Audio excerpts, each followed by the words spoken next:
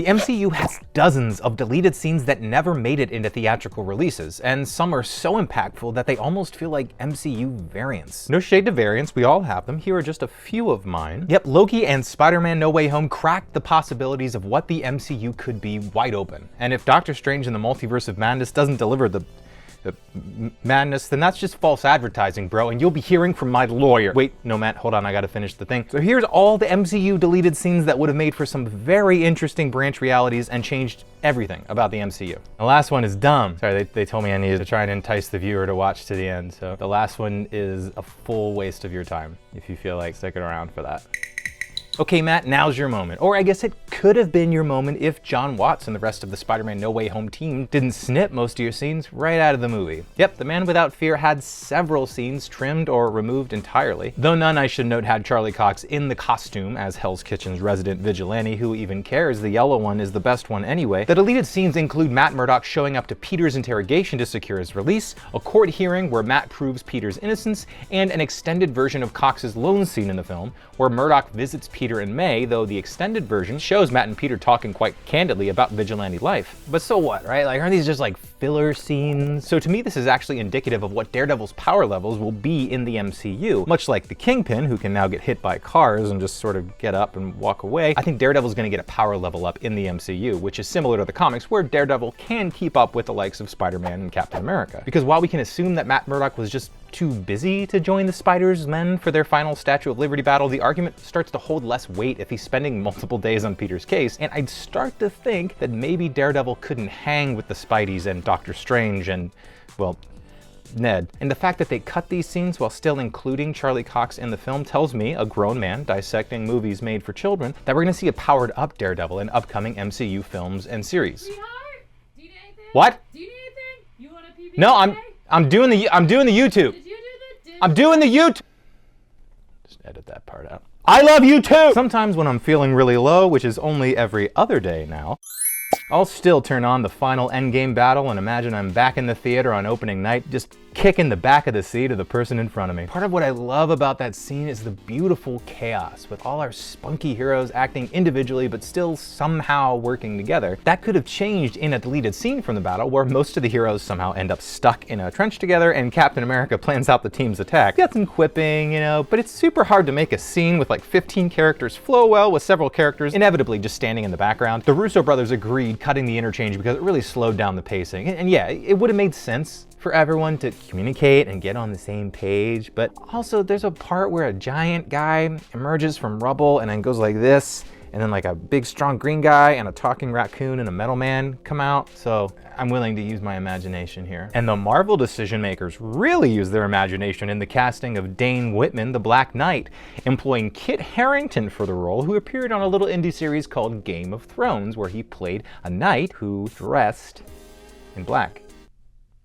Much like Charlie Cox's Daredevil, Harington had a scene cut that didn't include him in costume, but one where Sprite casually tells him all the things he tells Cersei that Sprite tells him in another scene that was included in the movie, and actually speaking it out loud, it's pretty clear why this scene was cut. But it's an interesting move to use Eternals to introduce the Black Knight, as he's not a character that many were really clamoring for, though it's clear from the post-credit scene that Kevin Feige and co see a future for Whitman in the MCU. And who was that voice off-screen? Some say it's Mahershala Ali's Blade. And you know what that confirms? Sword Buddies, confirmed for Disney Plus, probably coming out tomorrow or something. So much, all the time, everywhere, coming out right now. Sword Buddy! Hey, speaking of family sword violence, Thanos almost used a very intimidating opening tactic to that climactic battle scene in Endgame. Oh, love that so much. And the Mad Titan was originally supposed to enter from a portal, and, well, why don't the Russos tell you? Anthony told Entertainment Weekly that we clung to that storyline for so long just for that moment of Thanos walking through a portal and dropping Captain America's severed head. So to be clear, that would have been the cap from that Thanos' time, so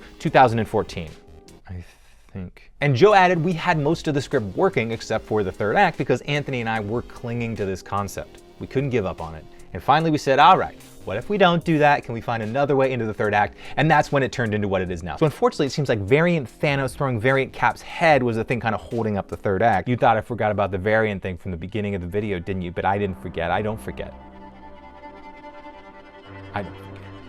Joss Whedon's Avengers Age of Ultron almost featured 2 big character changes, or did they? It's not actually clear and gives a bit of insight on the working relationship between Whedon and the MCU's mysterious hatted puppet master Kevin Feige. Here's what I mean, and it all revolves around this final New Avengers shot from the end of the film. Whedon shot footage for 2 other heroes to be featured in this shot, including Aaron Taylor Johnson's Quicksilver and Captain Marvel, but it sounds like Feige was just indulging the director like you would with like a small child or a cartoon monster. And Kevin Feige even said, the way we reveal Scarlet Witch in costume at the end of the movie, those were Captain Marvel played shots. Joss said, we'll cast her later. And I said, yeah, Joss, we'll cast her later. And then he did like a fake whisper thing to an invisible person like this. And he says, we're not putting her in there. Kevin Feige just said this to the press. And I like that. Do you like it? Well, also, Tom Holland's brother got cut from No Way Home. My bosses wanted me to tell you that. I had a joke in there about how the Uncharted movie was actually titled Variant Spider-Man Hunts for Treasure, and I was gonna act serious, like I really thought that. And even that, I mean, that's like a 2 chili pepper bid on the standard 5 chili pepper scale, so it's...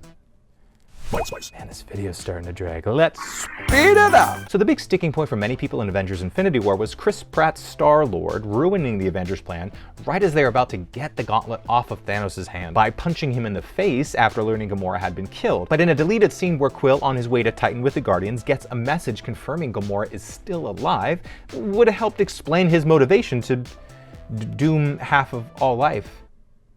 Yeah.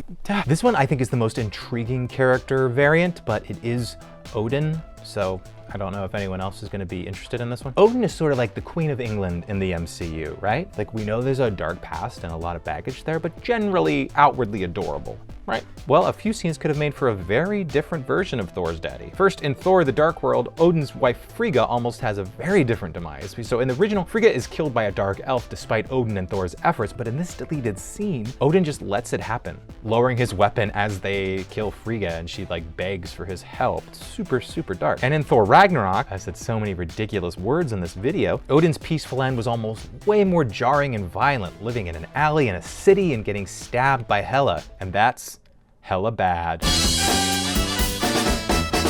Speaking of tragic ends, Natasha Romanoff's end was almost even gnarlier than what we got in Avengers Endgame, as this concept art shows Black Widow and Hawkeye being attacked by Thanos' forces at Vormir when they were trying to get the Soul Stone, with Scarlett Johansson's character getting shot before crawling over the edge of the cliff, completing her sacrifice. But it makes sense why they didn't want to do this version, right? They wanted to focus on the relationship between Natasha and Clint, their friendship. And I get it, I never forget a good friend.